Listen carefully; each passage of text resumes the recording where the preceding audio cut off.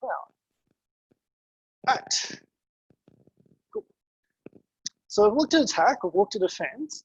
Now we're going to try and bring it together, and we're going to look at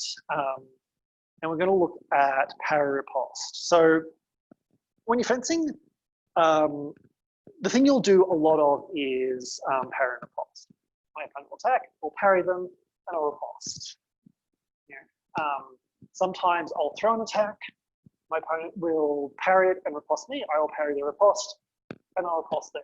In fact, that's my favorite thing to do in fencing is what's termed counter riposting, where I throw an attack to get my opponent to riposte at me, so I can then riposte at them, which I quite like because I feel it's a lot safer. I'm controlling the tempo of the fight, I'm controlling when things happen, and I also have my opponent moving, so they've committed. They've kind of showed their hand, I guess. They've committed to certain actions, which means that I can then use that to line them up. So there are two types of ripostes you're going to do. There are fast ripostes, where I want to parry and fire back as quick as I can. And then there are, I guess, what you term slow riposte, where I parry, I wait for just a split second to see what my opponent does, and then I return. And slow ripostes generally need to be done on a lunge because your opponent had a little bit of time to move back as you're waiting to see what they do. So let's start with some fast ripostes.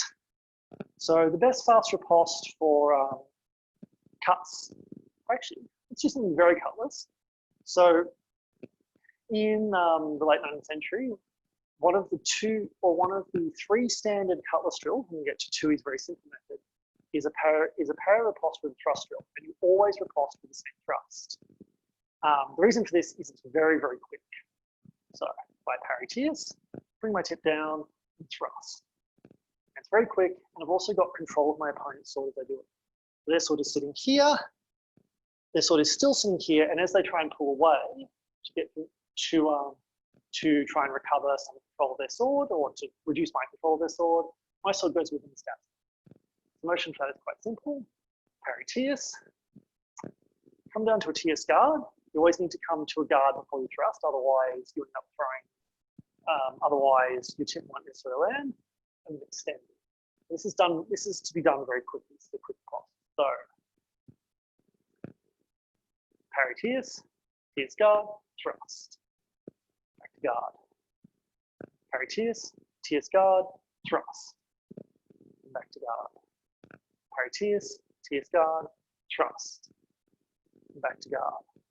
Parry tierce, tierce guard, thrust, and back to guard. And I'm varying my height of my thrust a little bit. Sometimes you go to the body, sometimes you go to the head. Sometimes you do it at what is your body height, your opponent's head height, because you're taller than your opponent. What? Where exactly it needs to be is going to depend on where your opponent's sword is. It's very, very hard to communicate that when you don't have an actual opponent. All right. Let's try on the other side. So we'll go cut parry, cut guard, thrust. Back to guard. Cut parry, cut guard, thrust. And back to guard. And the same kind of idea. My opponent's sword is always going to be sitting somewhere here as I come back at them. And the advantage of this, it's also a very, very safe way for you to riposte because your opponent's not going to be able to attack you without changing position first, which means that you've got their change of position time to get out of dodge. All right. So cut parry, cut guard, thrust. Back to guard. Cut parry, cut guard, thrust. Back to guard. You notice that my hand stays in the cut position until I come all the way back to guard. So I cut parry, cut guard, thrust and cut, and back to guard. Cut parry, cut guard, thrust and cut, and back to guard. All right, so let's have a look at what we do for other two parries. So I do a parry set team. I go to a guard set team. I thrust. This one you're going to need to do with a little bit of a lunge. Just it's tends to be a bit lower, so you've got to cover a bit more distance because your arm, basically your arm moves in an arc. So when you're attacking lower, you have to reach a little bit further to actually reach. So parry set team, guard of set team, I bring my opponent line, thrust, and just do it on a little lunge, just a short lunge, back to guard.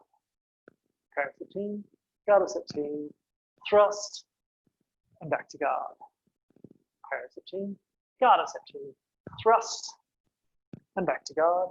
And once more for luck, parry of set team, guard of set team, thrust, and back to guard. And now let's look at second. So, parry second, guard of second, so my tip comes up and points at my opponent, and then thrust, and back to guard. This one is particularly sweet if you can line up the angle, because you're already extended, so you don't, you're starting very close to your opponent, you just have to rise into it. And sometimes you can just do it on a lean if you're very, very quick. So, back again, guard of set team, so parry of set team, guard of set team, thrust, back to guard. Parry of set team, guard of set team, thrust, and back to guard. Parry of set team, guard of set team, thrust, and back to guard. Parry of set team, guard of set team, thrust, back to guard. And once more for luck, parry of set team, guard of set team, thrust, and back to guard. So that's how to riposte with thrust, which is, I quite like them because they're quite quick ripostes, but they're also very safe ripostes. I usually have control of my opponent's sword for the duration of that.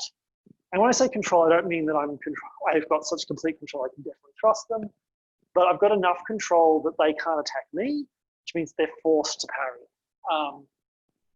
They're forced to parry, which means I can force them into playing parry riposte with me. If you play a lot of parry riposte, it's something else you'll probably like. All right, so let's look at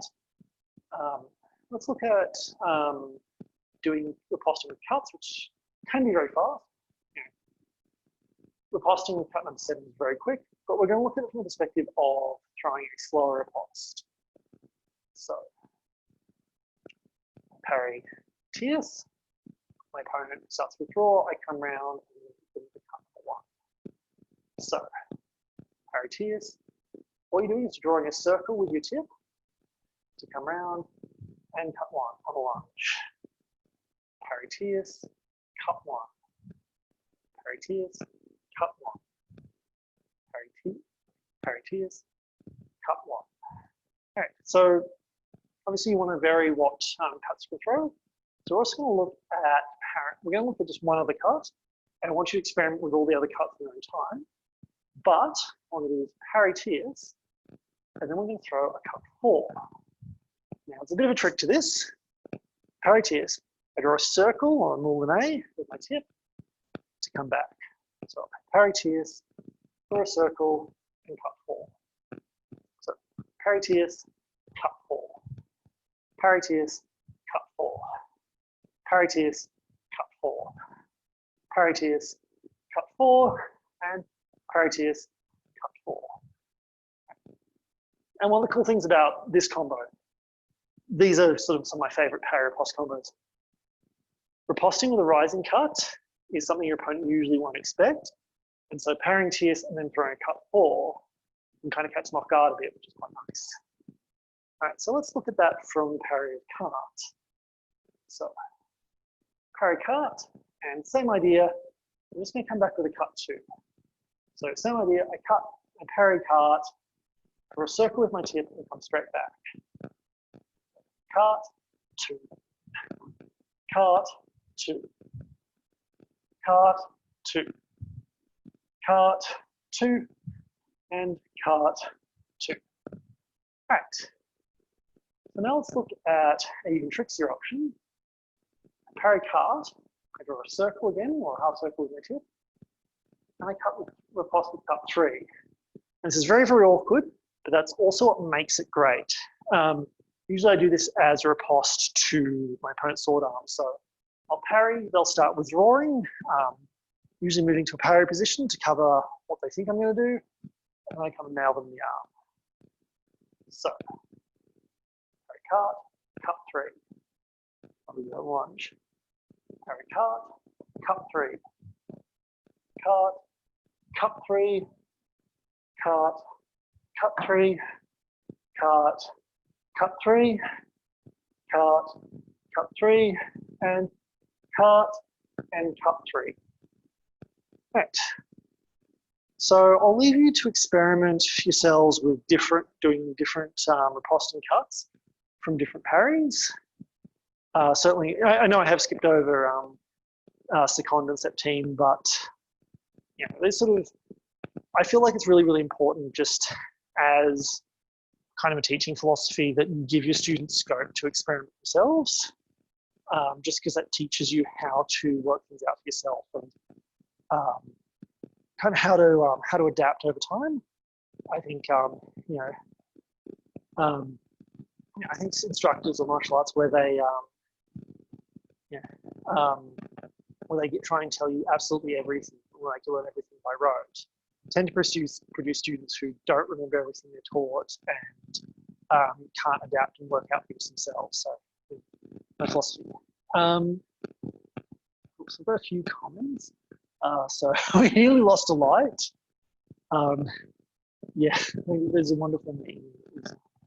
Just said, you know, here at practice time, that picture of Ralph and Simpsons going, "I'm in danger," and yeah. Almost says May would agree with before rising up. That's kind of I guess it's interesting because I've not done very much Maya at all. So yeah, that's kind of cool that he does weird stuff like that. So that one works a treat. Keen to using the simples, yes.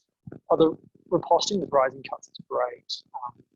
There's a point where that was just all I would do for entire fencing matches is basically try and set up either a card or a tierce parry and then riposte with rising cut. So yeah, definitely highly recommend. So are there any other questions before we move on? I'll take that as so pause recording.